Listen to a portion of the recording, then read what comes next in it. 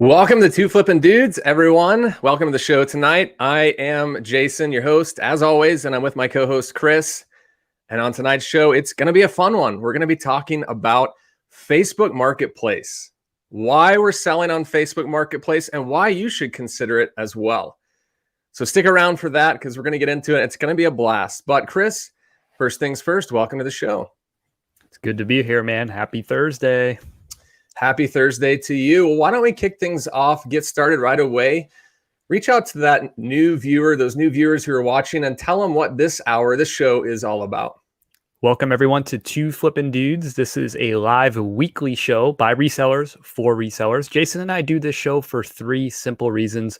One, we love reselling. We love flipping. Number two, we love talking about flipping. And number three, we hope you walk away from this episode and every episode with a couple little knowledge nuggets that can help you grow your own reselling business or just get you off the ground. Take that leap of faith and get started with that first listing, that first flip. So thanks for joining us tonight. It's going to be a great show. It is going to be a great show. And we always have a lot of fun here. So whether you're new or whether you've watched every episode of ours, we just want to say thanks for joining us. And especially for those people, you may be live tonight watching us as we're recording this. Thank you for coming in. But also I want to shout out those who may be watching after this recording has aired and it's on YouTube. So thanks to you as well. If you will, leave us a question in the chat if you have any whatsoever about reselling. And we'll get to those a little later. Well, Chris, I want to hear how your week has been. What have you been up to this week? Great week. And I think what's most exciting right now that I'm thinking about is jumping back into yard sales. So there's a big community sale in a neighborhood about 20 minutes away tomorrow. So first thing tomorrow, I'm going to be back setting sail, out yard sailing. And then there's another community sale that I just happened to drive by this neighborhood on Monday on my way back from a thrift store. And there's a community sale on Saturday. So these look like they have the makings of these big annual community sales that tend to be really good. So in fact, the one tomorrow I know is going to be really good because a friend of mine lives in that neighborhood. It's a pretty well-to-do neighborhood and it's an established neighborhood. And they say that the sale's huge. Like almost everyone participates. There's hundreds of houses involved. So I'm jumping right back in the deep end. I haven't been yard sailing since November, and that's by choice. Oh, wow. We've had yard sales here in Florida. I've just been focusing on the thrift flip. Well, that's amazing. And I miss those community yard sales where you can hit up so many houses in so little time. And if you're not feeling it, you just hop on to the next one and away you go. I'm psyched. So that's my week is about what's coming next, which I'm pretty excited about. What about you? How's your week been? It's been good. I mean, March has been a great start for sales. It's like someone flipped the eBay switch, the reseller switch. And actually, we've got some fun things coming up. Angela and I are actually leaving Saturday to go back to Colorado for a week, and we're going to ski and see friends. And so tomorrow I'll list a little, but it's more so get packed and get ready because we leave early Saturday morning. And just found out a few days ago that we've got about 1 foot to 2 feet of snow coming to Denver while we'll be there. So it's going to be pretty wild. Yeah. What time are you supposed to land in Denver on Saturday? Yeah, that's right. So, I mean, we're going to be driving in as it's snowing. We're hoping they don't close the highway down and that we'll be able to get in before it gets too bad. Man, that storm is nuts. I was looking at some forecasts, like some detailed forecasts last night. I saw some bands of 4 to 5 feet potentially in kind of the northeast part of, like, I guess the western part of Denver Metro, like maybe up towards Boulder and like up into Granby in that area. So I'm hoping that it's not those sorts of snow totals. I want you to get some good snow for your skiing. 4 to 5 feet is, that's something different. Yeah, and if we get 1 foot or 2, it's supposed to be nice the rest of the week, sunny and like upper 30s, low 40s. So it shouldn't last long. Denver, we can get a lot of snow one day and then it's melting the next. So, well, fingers crossed, my friend, that goes well, and much deserved vacation and trip back to Colorado. I know you're excited about it. Yeah, we are. Well, we've got a couple of announcements tonight before we get into the show. And one thing I want to say is we do our best to give a lot of content away. We do our best to share our failures and our successes, whether it's on eBay or reselling in general.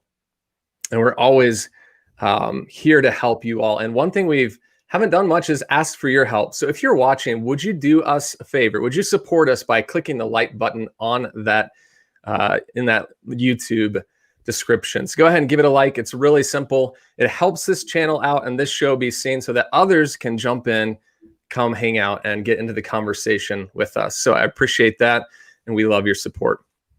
The second thing, and I wish that I could bring you better news on this, but we just found out not too long ago, if you're familiar with the app Yard Sale Treasure Map app, which is a mouthful, they have been working with Craigslist so that when a Craigslist yard sale is posted with a location, it goes into the app and it puts all these little pins all over your map so you can quickly route and figure out and save like what yard sales you want to go to. Well, we just found out recently that Craigslist and the app are no longer in partnership. So that's going to be going away. And sorry to have to tell you live, but it's going to be a huge game changer when it comes to just not having that tool to go yard selling. So we'll see if something else pops up or if Craigslist does anything else or what their plans are. But I don't know about you, Chris, but I mean, having to go into Craigslist listings and like write them down or put them in an app is just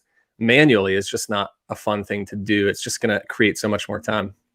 Yeah, definitely. To me, it's rest in peace yard sale treasure map. Of course, the app they're planning to move forward with the app. However, people are going to have to, what they want people to do is to go in and enter their yard sale, or if you're the person hosting the sale, or if you're going to the sale, that you would have the ability to like say, hey, I found this sale, and you can put it into the app. But to be honest, that's going to be rest in peace, I think, yard sale treasure map, unfortunately. But that being said, I don't think it's doom and gloom either. I once only used that app as a way to find yard sales, but I've been shifting away from that, and I've been looking on Facebook and Facebook Marketplace to find yard sales too, because if I just relied on that app, I found that I was missing a lot of yard sales and good ones too, right? So I was already using both. So I guess now I would have been more mad about a year ago if this had happened. But now I've already started to transition into thinking, I've honestly thought that Facebook Marketplace is a better source, or Facebook groups is a better source anyway. So, yeah. And it's kind of a bummer, but at the same time, I do think, like you said, there are other tools out there, and we're, especially for those in colder climates, we are starting to warm up to yard sale season. So it's going to be, it'll be good to get out there again, but that's not the case with that yard sale treasure map app. All right, well, let's get into the show. This is the part of the show where we show some thrifted items, and I've got a couple that I'll start off with that we've thrifted this week. So items that are fresh, they're not items we thrifted last month. They are as of this week, and for me, as of Tuesday. So 2 days ago, let me show you what I got. All right, so if you've been following me at all, you probably know that I've been picking up a lot more breakable stuff. So plate sets, dinner sets, mugs, and this next, I'm going to show a couple of items that I picked up that are from that breakable category. But Chris, I'll see if you know this brand right here. I know that brand by Linux. I know both brands, but I never really had an eye out for it as far as reselling was concerned. Yeah, so as you can see, it's got like a really vintagey pattern, and then for those watching, if you look down at the bottom, you see that summer spice. So that's kind of the design of this mug. I've actually got some other of the same brand, but a different design. I picked up 8 of these for $1.50 each. And this is a very like vintage, I want to say 70s or 80s, but I should be able to get $8 to $10, including shipping, per mug. So for 8 mugs, I paid, I think, around like $12 total, and I should pull in about $80 to $90, including shipping. And I'll show you one other mug that I got besides Timberland, but that's a good brand to look for right there. Timberland by Linux. And then this other brand, Rego or Rego. I don't know if you've heard of this, put it in the chat, but it's a very thick, like this kind of like a diner restaurant mug. And I'm guessing that, I guess, people could buy this for their house, but maybe this would be a place where restaurants would pick these up on eBay. I picked up 12 of these for just under $2 a piece, $24 all in. And these sell for about that same price. So $8 to $10 a piece.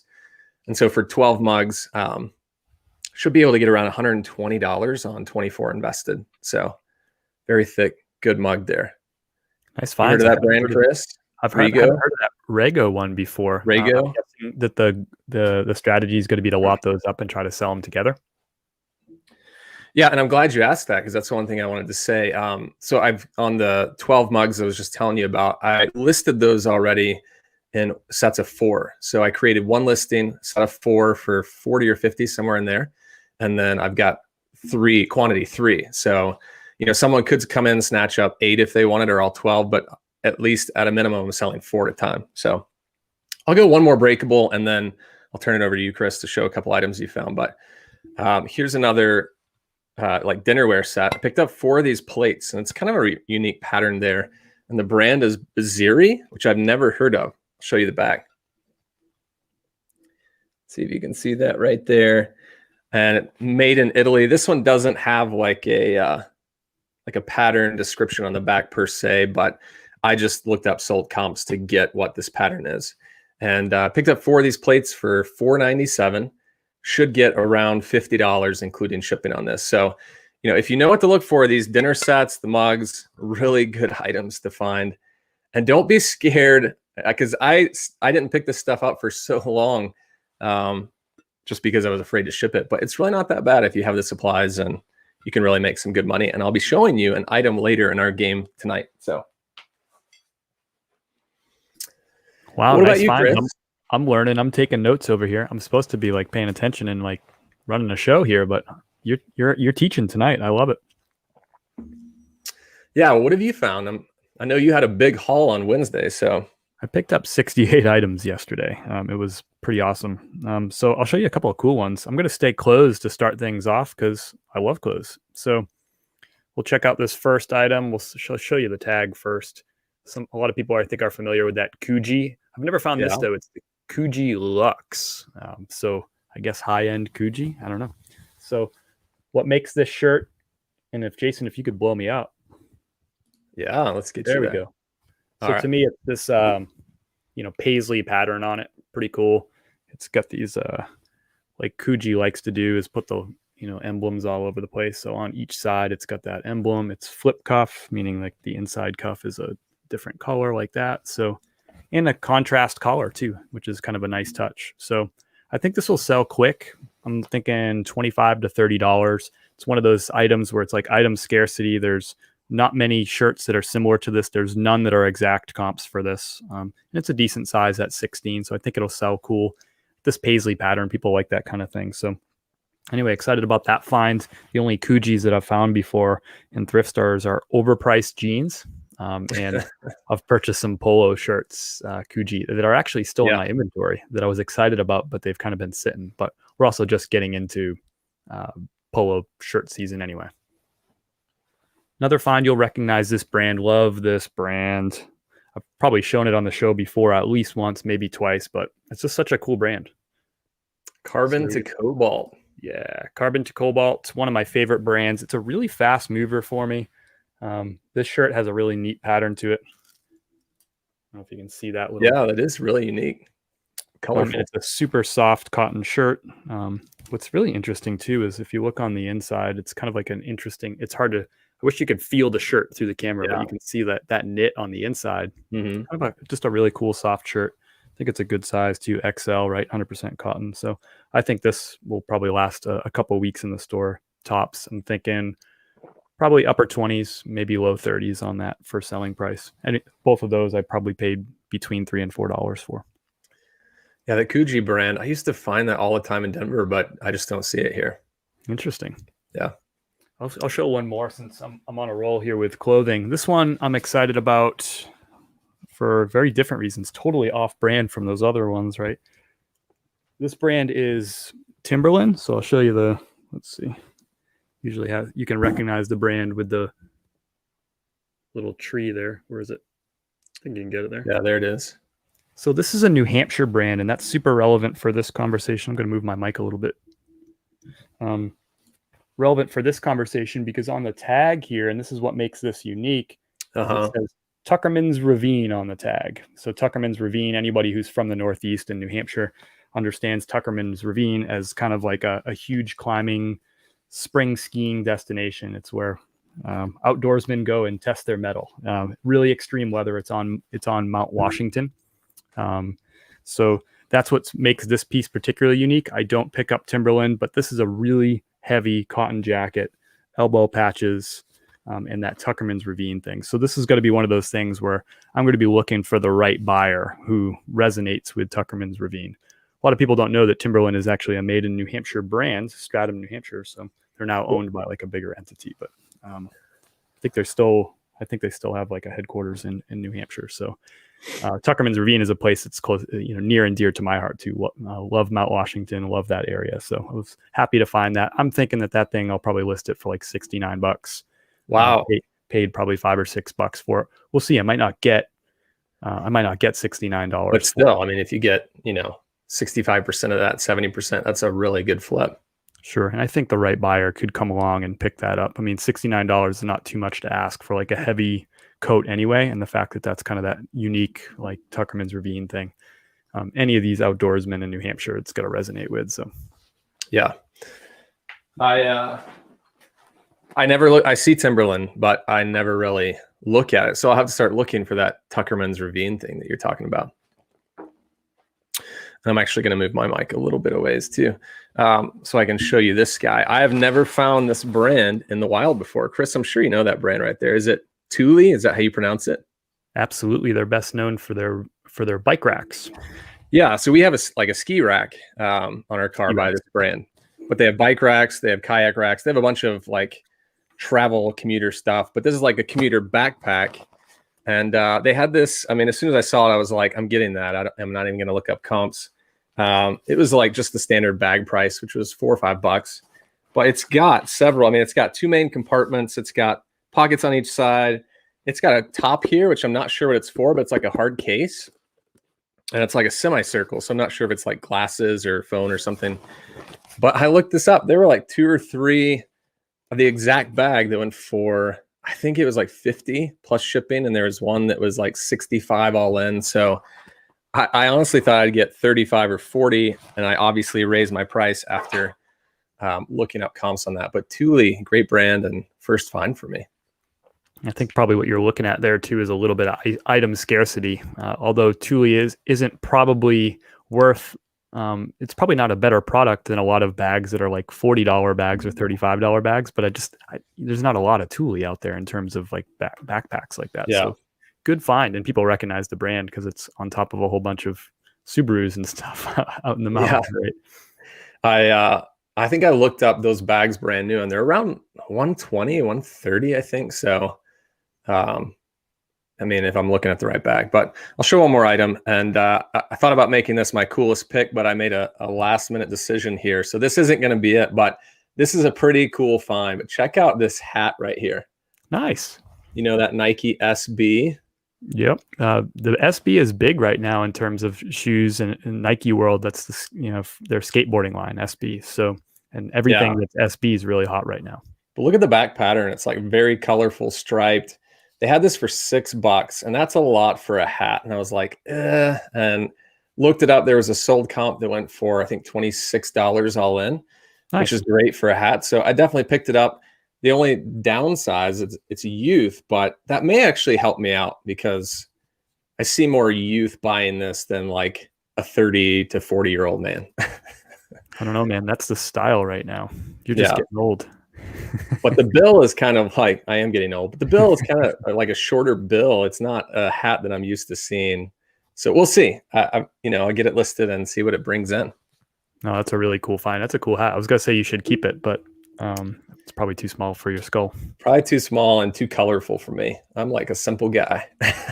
That's true. Well, you were wearing a pretty crazy hat I guess last show. I was, that bright tropical one. So I showed you some clothes. I love the clothes, but this is a unique find for me. I mean, it's not like unique. I've just never found it before. I think it's the words that I'm trying to look for. So Clean Canteen is the brand. This is a 40-ounce version of this. There's really nothing special about these. It's not like a vacuum sealed, insulated sort of thing. It's just a regular old screw off mug with the, whatever, the hole in the top. But this is like a big outdoor brand. So for some reason, there's a lot of cachet in the outdoor world. They're expensive, brand new. This thing's comping, I think, in the low 20s for a used Really? water bottle. Wow. I paid $3 for it, but that's a great. I brought this out because it's a good brand to look for. Easy find, probably a quick flip to. You'll find these at like REIs and stuff. It's one of those kind of brands. Yeah. Yeah, I've seen that brand before, and I've definitely passed it. I guess I should start looking it up now. Yeah, it's funny. It's that's how I broke into the reselling world. Is I really understood these outdoor brands from spending my whole life skiing and climbing and hiking and that sort of thing. I was just surrounded by all these brands and that outdoor culture. So that's for me. I pick up on that stuff because that's kind of my jam. Yeah. We had a question come in that I want to address. This came in really early from Cindy. Hello, I'm finding great winter clothing. Should I list now or wait? Cindy, you can do, you could do either, but my strategy is I list it as soon as I get it. I'm always listing off-season stuff because you've got, especially if you're shipping internationally, just keep in mind, there are a lot of places that are in different climates, different seasons. And so if you're shipping internationally, I would say, yeah, don't be afraid to list it. If you're just doing US, then, maybe you could be strategic, but I just list everything when I get it, and I buy sweaters in the summer and I buy shorts in the winter. So that's how I do it. But Chris, I'm guessing you're the same. Yeah, Cindy, great question. And if you just change the question a little bit and you said, I'm finding great anything clothing, right? Just insert anything. You put winter, but anything. The answer is list now. Absolutely. Because right now I've been selling a ton of winter. I've sold a bunch of jackets over the past 7 days. No big surprise. It's been really cold in a lot of places. But also the premium winter stuff is going to sell all year round. I mean, I can remember selling premium stuff. There was one day it was like 95 degrees in Denver in July, and I sold 2 jackets, and I was like, who the heck is buying these heavy winter jackets in the middle of July, right? The premium stuff sells well all year round. Some of the mediocre brands, mediocre sizes, you'll definitely see it slow down, but everything sells all year round. Wow. And the international thing's a good tidbit too, but stuff can't make you money. There's no chance it'll sell if it's sitting in a pile in the corner of your room. So I'd say if you got it, get it listed, and don't stop looking for winter stuff. Yeah. I showed you a jacket that I picked up just yesterday, and that definitely wasn't the only jacket that I picked up this week. And sometimes you can get that stuff out of season on a deal. So you may find it at a thrift store cheaper in the summer than you would in the winter if you're looking at a jacket. So keep that in mind. Yeah, it's important to know too that a lot of these stores, they clear out their winter stuff right now so they can make room for summer stuff. So it can be really hard to find good winter stuff in June and July because a lot of places are sold out of it. Yeah, exactly. Well, Chris, let's get into tonight's topic, Facebook Marketplace, and just the evolution of reselling, moving that direction as well. It's a huge thing right now, and if you haven't considered getting on Facebook, we're going to explain to you some advantages and just kind of compare eBay and Facebook Marketplace for you to know, should I get on, should I give it a shot, and what does that look like? So Chris, I'll let you kick it off on why would someone out there want to get on Facebook Marketplace? Yeah, I'll say we're both excited about Facebook Marketplace as an opportunity, and I'll tell you why in a second. But I will say that it's clear that Jason's a lot more excited about it than me because I got one listing up. Jason, how many listings have you got up there? I'm sitting around like 25 to 35, somewhere in there. So the proof is always in the pudding, right? I always say, and right. So he's 25 items excited. I'm 1 excited, but but here's 5 reasons that we're excited and why we're starting to tiptoe. I won't say running into it. Even 25 listings for you, 25 listings is like a day. But we're tiptoeing into it and we're exploring it. I'm going to tell you the 5 reasons. Number 1 is the reach. So eBay has 182 million users, and that's worldwide. If you talk about Facebook, there's 2.8 billion worldwide users. So an order of magnitude bigger, 182 million to 2.8 billion for Facebook. Facebook in 2018 estimated that they had 800 million monthly users of Facebook Marketplace specifically. So even if we're just comparing Facebook Marketplace within Facebook, we're talking about 800 million Facebook Marketplace users to 182 million eBay users. So, it's just reach. That's reason number 1. A lot of people are poo-pooing Facebook and they're saying it's a dying platform. it's still the number one social media platform for 12 to 34 year olds, which is a pretty big segment of the population. 12 to 34, it's the number one platform still. I think it's the number one platform for older than 34 year olds too. That just happened to be the stat that I looked up. And here's an interesting thing too, I think, and when you're talking about reach, is 73% of Facebook users log in every day. 73%. I wonder how many eBay users, right, that aren't sellers are logging in every day to eBay, right? So I just think that reach is something that you really can't ignore. Those of you who are playing around with Mercari, and I'm one of those people who has dabbled with Mercari recently, Mercari has 15 million users compared to 182 million on eBay and 2.8 billion on Facebook. So just sheer size. Number two, lower fees. And I think this is why a lot of people are initially attracted to it. So on eBay, after the spring update, you're going to be paying 12.55% on total fees for everything that you sell. On Facebook Marketplace, you're going to pay 5%. So 12.55 to 5%. So you're looking at a 7.55% difference. So if you're selling $1,000 of items on eBay or $1,000 of items on Facebook Marketplace, you're going to put $75.50 more in your pocket by using Facebook Marketplace for those $1,000 in sales as opposed to eBay, just straight up $75.50. That's a big deal. And some of you are selling multiple thousands of dollars worth of sales per month. So that, you could be talking about hundreds of dollars of difference in fees. That's also not taking into account the promoted listings, which many of us are spending extra fee money on when we're using eBay. Number three is the speed of listing. And Jason, maybe you can pipe in here. For me, it takes about 4 to 5 minutes for an average listing. For me, once I've taken the photos and measured the item, it takes me 4 to 5 minutes to actually physically type in the stuff into eBay and upload the pictures. That's 4 to 5 minutes per listing. How long are you saying that it's taking you, Jason, just to do one Facebook Marketplace listing for comparison? Yeah, so assuming that I've already got it listed on eBay and I'm copy and pasting, I can get it down to 52 seconds or 50 seconds, somewhere around there. So that's amazing. Less than a minute, assuming that the listing is already created on eBay and you're just copy and pasting. Gotcha. So small investment of time. So speed of listing. eBay has, let's face it, there's so many different fields you have to fill out and drop down menus and things you got to check off. So Facebook Marketplace isn't that sort of bulky with that. Number four would be, I think right now, the quality of your competition if you're a seller on Facebook Marketplace. And what I mean is there's a lot of amateur sellers on Facebook Marketplace which have bad photos, no measurements of clothing in their listings, no descriptions of condition, like in their listing, right?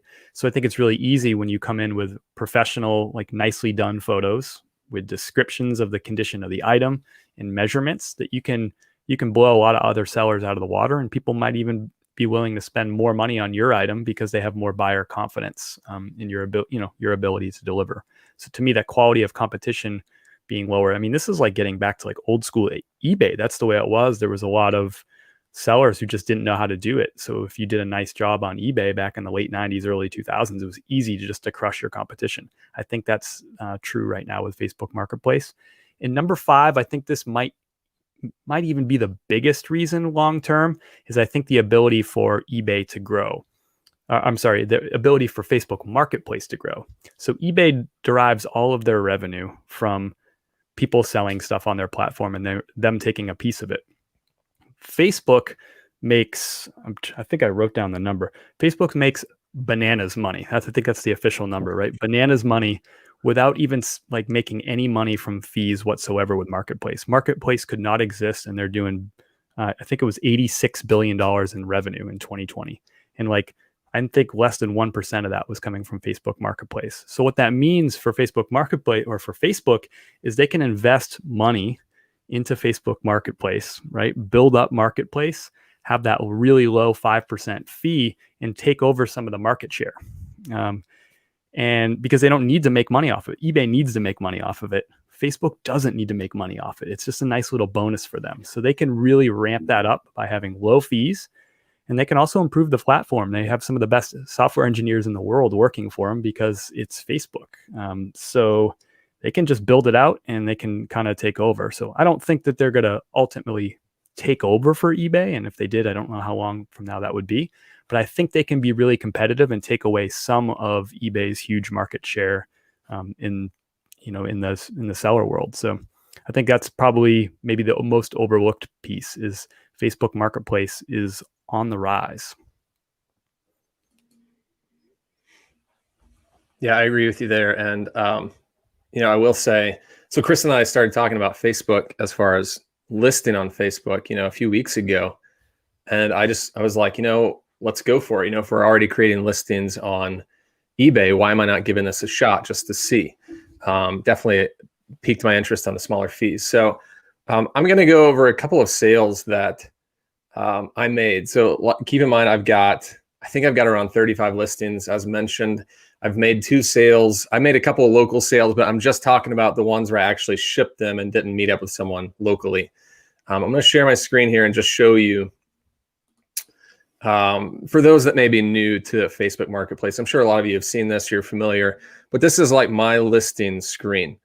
And as you can see, it's kind of, it's very simple. It's easy to look at. It's easy to see, just click of a button, you mark it as sold, and you can easily unmark it as, mark it back as available. Whereas eBay, it's like you have to go through different screens to revise and do things. This is just very simple.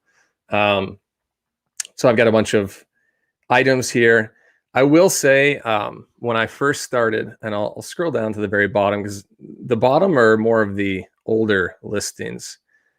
And as you can see, I mean, these listings have been up for probably 2.5 to 3 weeks. And these are clothing listings. And like this one right here, Mizzen and Main, is a really good brand, but 2 views in almost 3 weeks. Posted 226, so that gives you an idea.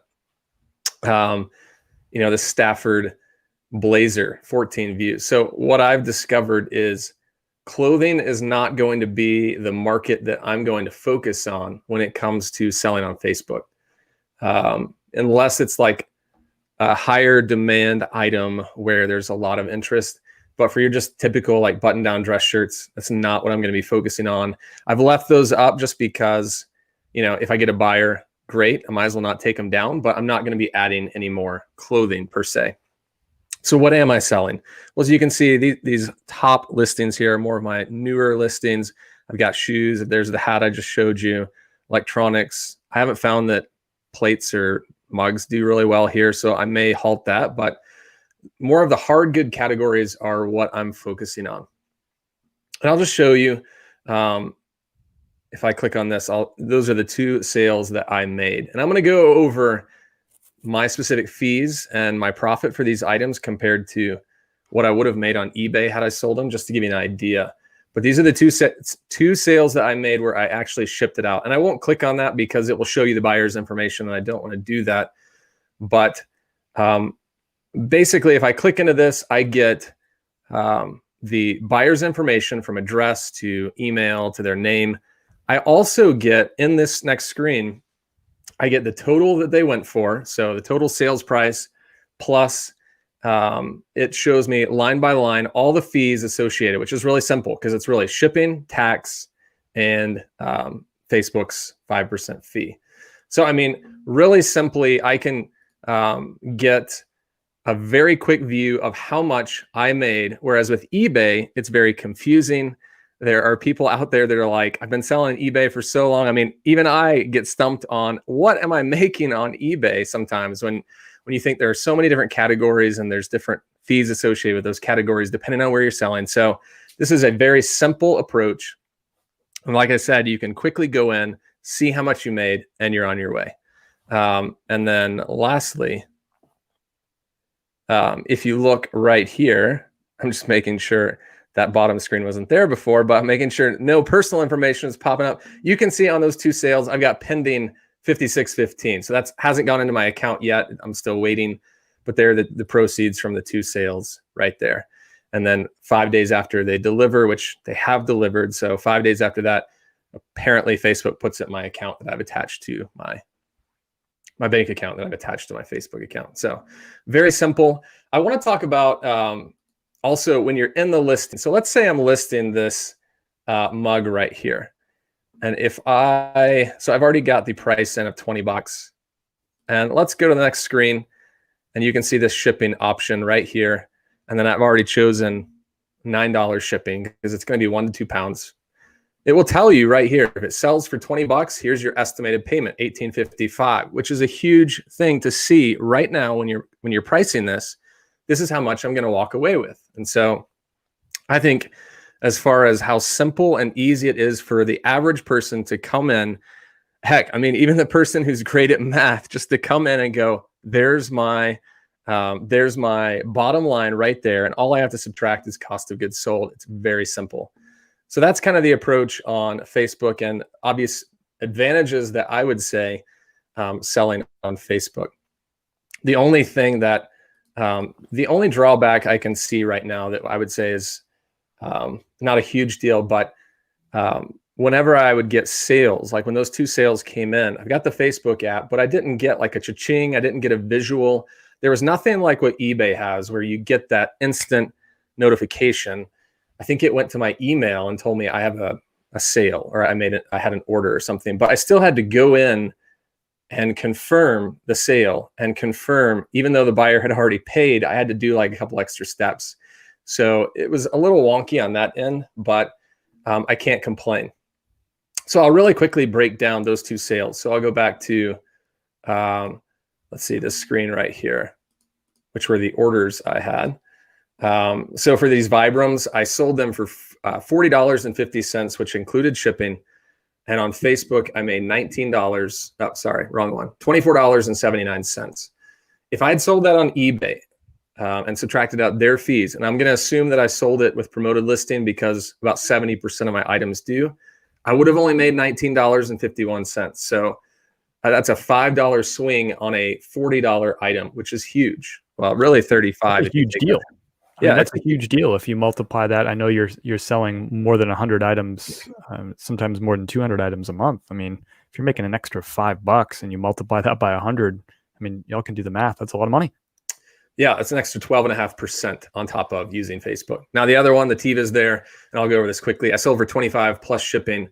On eBay, I would have made $15. On Facebook, I made $19.17. So $4 on a $25 item, that's huge as well. So definitely an advantage there.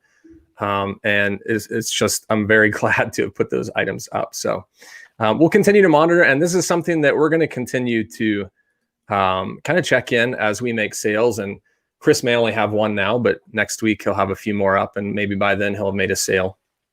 And we can talk about that on future shows.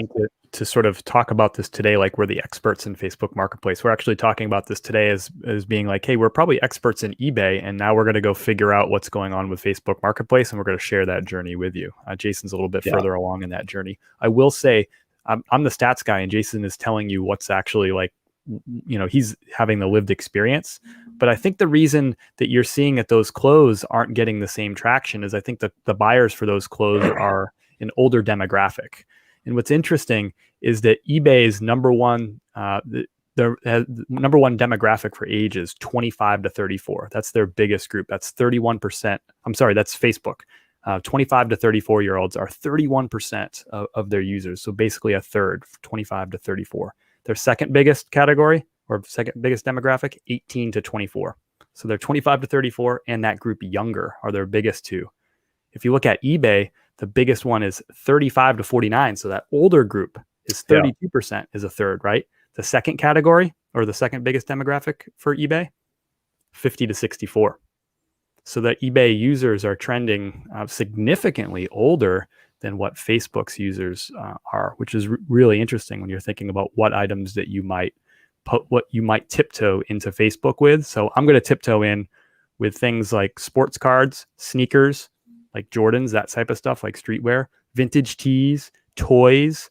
Those are the things that are going to appeal to the 25 to 34-year-olds and the 18 to 24-year-olds. That's what I'm going to use those things. I'm not going to list, those button-down Ralph Lauren or LL Bean shirts, which are definitely going to 35 to 64-year-olds. Those are going on eBay. Yeah. And so hopefully, Ginger, that answers your question. Target those mid-20s to mid-30 range when you're looking for items to sell.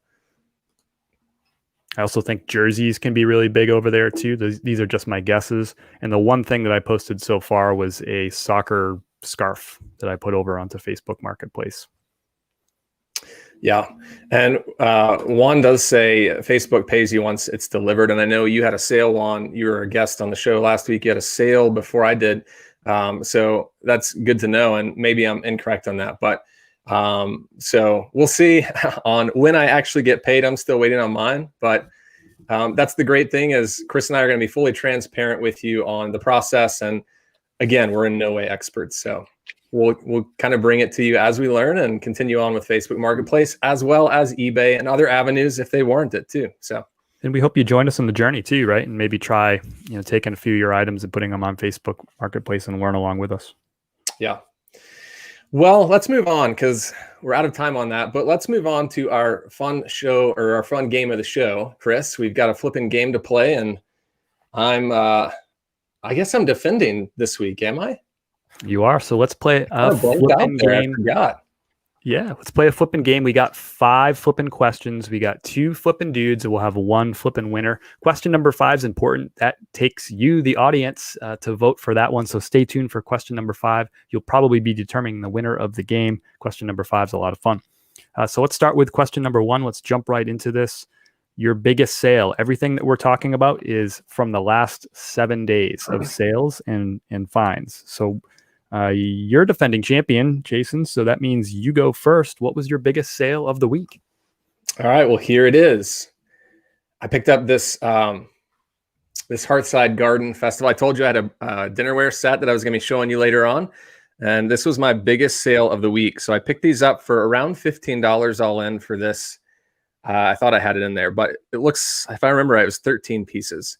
Some serving bowls, plates, but I got a best offer of 90 plus $25, so $115 all in on this. Actually, no, this person offered 95, so it was 120 total. 95 plus the 25 shipping. That's awesome that you had a listing for $97.34 and they offered 95. I know, right? It's like 34. It's always going to be hustling. I respect it.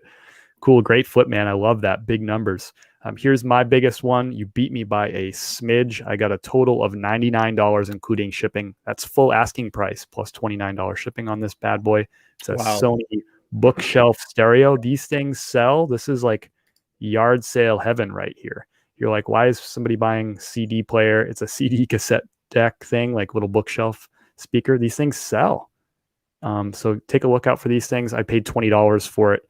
It took a couple of weeks to sell. I picked it up in November. This was in my death pile for a while, but I finally got around to listing it about 3 weeks ago. And got full price. Pretty awesome, $48 in profit on that bad boy. And way easier to ship than you think once you have the right stuff and you kind of get some practice. At first, I was intimidated by electronics and vintage stuff, but now this is actually pretty darn easy. Yeah. And how long did you say that took to sell, Chris? I missed it.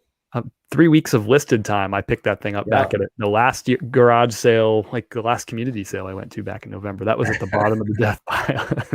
It shouldn't have been, right? A quick seller it's worth that much money. Don't do as I say, not as I do. Yeah. So I'll update our flipping scoreboard here. Jason with the shoes, taking question number 1.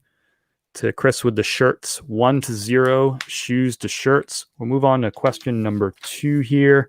Biggest profit. So we're looking for your biggest profit item from the last 7 days after shipping and fees are subtracted. All right, here we go. Here's my biggest profit. Excuse me. I sold these diesel Viker straight jeans for full asking price. So that $82.34 plus the 8 shipping, $90 and change all in. I was ecstatic when these sold because this is by far the highest price I've gotten on a used pair of jeans. I didn't even know I had them listed that high. So I'll take it because I would have taken probably 65, 70 plus shipping on those. But $90 on those diesel jeans. And I'll show you there's the back tag.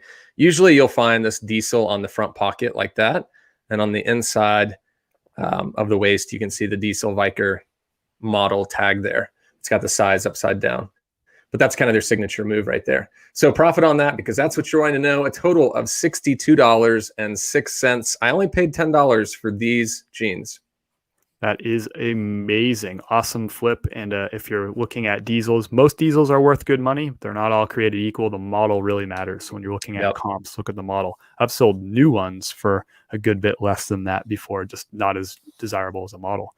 All right. So my biggest profit item is this LL Bean goat skin. I featured this on the show 2 weeks ago, I think. So it didn't stick around very long. I just found it 2 weeks ago. Really awesome vintage LL Bean piece. Check out that vintage tag. Really love cool. that tag. So I listed it for $94.95 plus shipping. I accepted an offer altogether $89. The buyer paid for this item. And that ultimately left me with $60 in profit after shipping and fees. So a big profit, but not as big as Jason's profit on that. So Jason eking me out on the second one. Off to the races. Shoes 2, shirts nothing. Let's move on to question number 3. Fan favorite, those fastest sales, quick flips. You got to love them. Jason, what was your fastest sale of the week? Well, Chris, I think you're going to get me on this one because this one isn't that great. I sold this Tommy Bahama Polo shirt. Picked it up, I guess, at the end of last week. Put it up early this week, and it took 2 days, 1 hour, and 11 minutes to sell for a best offer of $24 all in. And then you can see, I'll show you the nice little swordfish graphic logo there on the front chest. But yeah, I was kind of surprised. I thought this would go for a little more, but 24, I can't complain. I paid $4, so I'll take that. 2 days. It's a great return and a quick one. Nice flip. I love that one. So I do have you beat by just a little bit on this one. So my fastest sale was this Ralph Lauren 5XL tall, kind of like 5XL tall. Yeah, kind of like a track jacket. This is one of the biggest items that I've measured, like biggest clothing items. Might be the biggest. It was quite hefty. So really nice little piece there. I listed it for $65. I got an offer, went back and forth, ended up selling it for a grand total of $44, including shipping, in 3 hours and 40 minutes from the time that I listed it. 3 hours. And check this out. I had 3 other sales that happened in less than 12 hours in the past week. I had one for 5 hours, 7 minutes, 6 hours and 44 minutes, and 7 hours and 15 minutes. How does that even happen? That's the second week in a row where you've had multiple within a day sales. Some of the stuff is just flying. But anyway, right there, the key there. Well, that's a cool piece in any size. But 5XL tall. I think I was the only one listed of anything even remotely similar to that item. So yeah, that helps with that item scarcity and helps things move fast because this guy didn't really have many other options.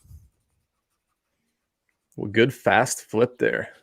Let's update this scoreboard. Coming back now, Jason with the shoes 2, Chris with the shirts 1. Let's move on to question number 4. This is my favorite question. Slowest sale of the week. This is my favorite because I love getting rid of that old inventory. It's just been sitting around. Yep. Going way back into your inventory to find that old piece that you don't remember where you got it from. Let's start with mine. I picked up these Nike Lunar Lawn golf shoes. Where? I don't know, because it was over 2 years ago. And I think because of the size, they're men's size 8. That's just not a size I pick up anymore. And this even style of shoe, it's an older Nike golf shoe. So glad to get this gone. I ended up getting a best offer of $27 all in, and I definitely took that to get these moving. But you want to know, when were they listed? They were listed on August 23rd of 2018 for a grand total of 924 days. Hard to beat that. That is old. I mean, that's like a few months after I started reselling. So if you pull out a 900, I'm going to have a hard time with that, with those 2018 inventories. I did have a really slow sale on my end. Happy to get rid of this item. Whoop, scroll up here. There we go. This is a brand I no longer pick up. I don't buy Thomas Dean. I did buy this apparently back in April of 2019, April 7th to be exact. And so 703 days it took to sell this item. I paid $4 for it. It sold for $11 plus shipping. So finally got rid of that bad boy. What's interesting is a buyer came and bought a Brooks Brothers shirt for me, one that was listed for like less than 2 days. So somebody bought like something in less than 2 days, and something that I had for 703 days on the same order. Very interesting. It's Nice. interesting that the same buyer from a Brooks Brothers button-down shirt would want this Thomas Dean. It seemed like very kind of different styles, but anyway. And I've sold 2 Thomas Deans in the past month, which is crazy because I stopped buying it and I've had 3 in my inventory forever. So that's a brand that I see it and I'm like, don't buy it. You know, you feel like it should be worth something and it's not. Nope. Those are the mistakes. We live and we learn. So updated scoreboard now. Jason with the shoes 3, Chris with the shirts 1. But now we move into really, this is just fun. You know, the best pick of the week. So what we're going to do is we're going to show you what we think is our best pick of the week. We're not necessarily talking about the biggest profit. We're just, this is the coolest find. Like, I really like this item. And we're going to ask you to vote on it. So you can put it J in the chat if you think Jason's item is the coolest, C in the chat to vote for Chris for my item. But don't vote yet until we show you the stuff. Jason, show us your best pick of the week. All right, here we go. I've been seeing shoes like this from other like resellers on YouTube or Facebook and stuff, but I haven't actually found them. But I walked in and check out that pattern right there. These are Keds. Chris, this is relevant to you. Mickey Mouse down there in Florida World. Yeah, great overall pattern. And there's not a lot of wear on these. I mean, you can see the soles. I mean, they've been worn obviously, but this is a great like summer shoe, and someone's going to want this unique pair of Keds. I wouldn't pick up Keds normally, but with the Mickey Mouse pattern all over the sides, front and back, just unique item. So I'm hoping to get around, I paid $4 for those shoes, and comps are around like $30 to $35, including shipping. So not a big money maker, but a unique item that I just couldn't pass up. Super cool find. Now my question for you on that, is that going on Facebook Marketplace or is that going on eBay? That will be on both. And I think I've already listed those on Facebook. Cool. No, really cool find. I think that'll be a fast flip too. Yeah. All right. So this is one of the coolest things that I think I've ever found. So it's a jacket and you're like, big deal, Chris. Who cares? We've bought and sold a ton of jackets. Everybody has. But this, I want everybody to go look up the comps for this. Gill is the brand. Sorry, that's loud. There you can see Gill again, size extra large. I'll show you some of the accents and then we'll talk money on this bad boy. Chris, I can just tell by the sound. Oh, sorry. I can tell by the sound you're making that's a quality. Like I can hear the fabric. Yeah, it's not too loud, is it? No, it's fine. Okay. So this is like super stiff, rugged. You could tell that this is like a waterproof, like batten down the hatches type of jacket, right? And it's got all the like reinforcements on the shoulders and the elbows where you want them. Really nicely done jacket at the bottom too, where it's going to get the wear. So as soon as I set my eyes on this thing, I was like, this is going to be worth something. But Gill, I was like, what the heck is that? And I might even be saying it wrong. It might be Gill. So this is called an offshoresman's jacket, which is a term that I was not familiar with before yesterday. And this is an OS1 jacket. So this is for people who are doing sailing, like way off the coast, and they're on like a legit sailboat kind of thing. So that's an offshoreman apparently. Wow. So that jacket, brand new, that exact model is selling for $599 right now. And that's not really a type of jacket that you find like on sale. Really high-end stuff. We're talking like Arc'teryx range, maybe a little bit above. There is no used list current. There's not any used ones currently on eBay right now of that exact model. The cheapest new one is like $400 something on eBay for that same model, and it's a size medium. So I'm going to price that. I think it's $400. I'm going to price mine at $375 because I want it to show up as used, cheaper than any of the listed new ones. Even though that new one is a medium, the buyer's going to see that comp and they're going to assume that that impacts the value of this. I'm going to list it at $375 so that it's the cheapest OS1 Gill listed, and hope that somebody wants that instead of paying $550 for one on eBay that's an extra large red OS1. So I'm thinking $375. I'm obviously going to entertain offers on that bad boy. I'm into that jacket for $7.50. $7. $750 on that thing. It could be $75.50, and it could still be a ridiculous flip. This has the potential to be, and I don't want to jinx it, right? But this has the potential to be my biggest clothing flip that I've ever had. So I'm pretty excited about that find. I'm also excited about learning that there's a whole thing called offshoreman jackets, and there's an OS1, an OS2, and an OS3. And it just so happens I find the OS1 and the one is the best. Wow. There's no used comps, like recent sale comps for it, but there are some solds for like the 2 and the 3, and they're in like the 150 to 250 range for the lower end models used. So I'm psyched about that thing, if you can't tell. Yeah, and that's why I love this show and just seeing other people's flips and items they've thrifted, because I have never heard of that brand. So I mean, you better believe that if I see that jacket, I will pick it up and throw it in the cart fast. Oh, absolutely. I was just super lucky. It was the person that worked at the store just literally put it out on the end of a rack, and I watched him do it. He was like unloading a bunch of jackets. I had my eye on him. I love that new stuff that they're just putting out, right? That no one's picked through. And I see him put that jacket up at the end. Like he was kind of proud of it, put it up there.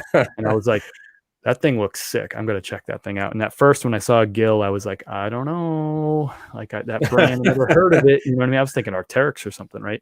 Yeah. And, but when I looked it up, I was baffled. $599 is the new price on that thing. Talk about right place, right time. I mean, a couple hours later and you may have missed that jacket. Shoot. I mean, that was one of the last things I picked up. I could have been out of that store probably. I mean, I was checking out 15 minutes later. So yeah. Yeah, that's nuts. Well, Chris, I don't see a vote for Jay. So I think you swept that category for the first time ever. I just have to confirm this because, no votes for Jay, but on a jacket that goes for $600 brand new and you found it for $750. I've got to give you the vote on that one too. I'll give you a deal on it though, Jason. Give me the friend deal. Absolutely. $49.99. Jason with the victory, 3 shoes to 2 shirts. Nice win, Jason. I came in swinging. I thought I had a $100 sale. I sold a bunch of stuff in less than 10 hours. I had a $60 profit item on that beautiful LL Bean leather piece, and you had me. I showed up with a $600 jacket. You still beat me tonight. So big win for you. I was confident coming in here. Well, yeah, I felt good with that. I mean, the oldest sale. I mean, I knew a 2018er is going to get it. So you got some J charity from Ryan. Yeah. Well, we always have a question at the end of the night. And of course, we've been doing what's your biggest flip this week. So go ahead and put it in now. What is your biggest flip? Give us the story, the scoop. What'd you pay? What was it? What did it go for? Whatever you want to tell us that may be fun to hear. So love to see it. You've seen our biggest flips this week. We want to know yours. Can we pick through some of these comments and questions we see in here? There's a lot of them. Yeah, go for it. I just want to say what's up to Andrew Pedersen, man. I hope you're doing good. Haven't talked to you in a while. Thanks for, I love the comment, dude, that's swag. As only Andrew Pedersen could say. He's way cooler than I am. You can even tell in his picture right there.